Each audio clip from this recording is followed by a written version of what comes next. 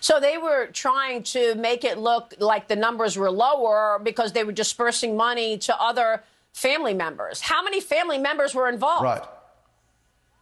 Well, right now we have 9, but I believe in the end that number will be at least 12. I mean, this was the Biden family influence peddling scheme. And you know, when people say, well, they were involved in ventures around the world, I haven't found a legitimate business on the Biden end, Maria. I found legitimate businesses that were paying the LLCs that were then turning around and laundering the money back to the Bidens. But I haven't found any legitimate business dealings on the Biden end. It looks like if there was a legitimate business dealing in any of these LLCs, it was influence peddling. And, you know, if you want to get technical and if you want to get to a legal term, that's called being a foreign agent.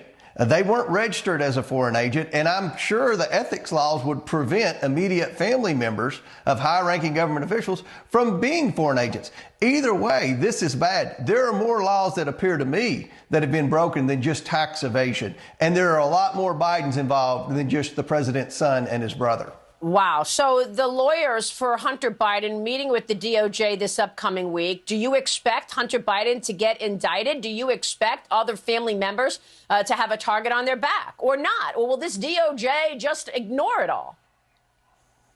Well, they're in a pickle here, especially now with the IRS whistleblower. I mean, there's no rhyme or reason why Hunter Biden shouldn't have been indicted years ago, even before the last presidential election.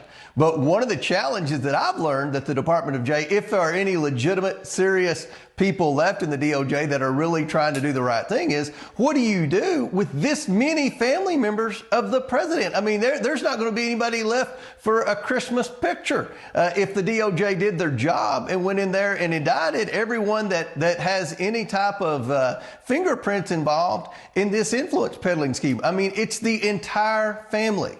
Congressman, can you name the 6 decisions that Biden made, whether as vice president or as president, that helped China so that we could better understand what he was doing for the money he was being paid?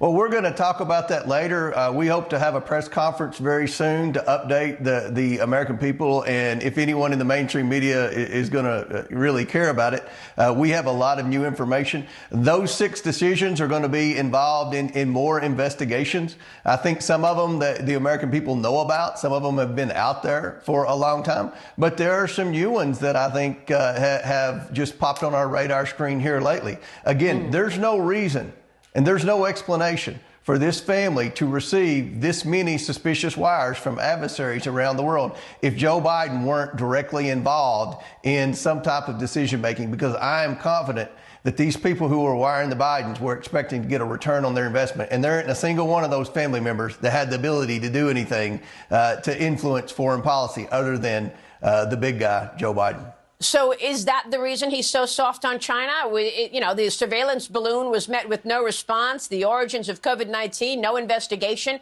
Is this the reason? Nothing on COVID, nothing on TikTok, nothing on the spy balloon. China continues to steal our intellectual property. They continue to manipulate our currency. They're buying companies around the world that are a problem for us from a national security standpoint. And yet this president does nothing about China. It makes you wonder, Maria, whether or not he is in fact compromised because of the millions of dollars his family's already taken in from the Chinese Communist Party. Republicans, we know what they've been trying to do. They have been trying to really knock down Biden through their investigations.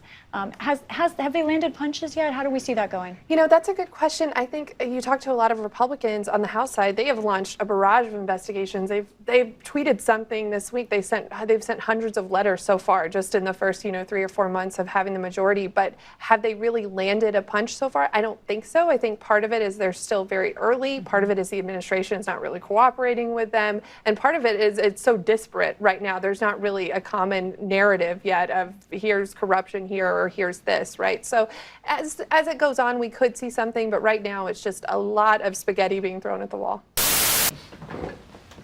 What's good? Oh, everything. It's all made here. Spaghetti and meatballs. Tell me about that. It's like a noodle. Mm-hmm. And it's covered in a red sauce. But you could have it with butter instead. and balls of meat, like this.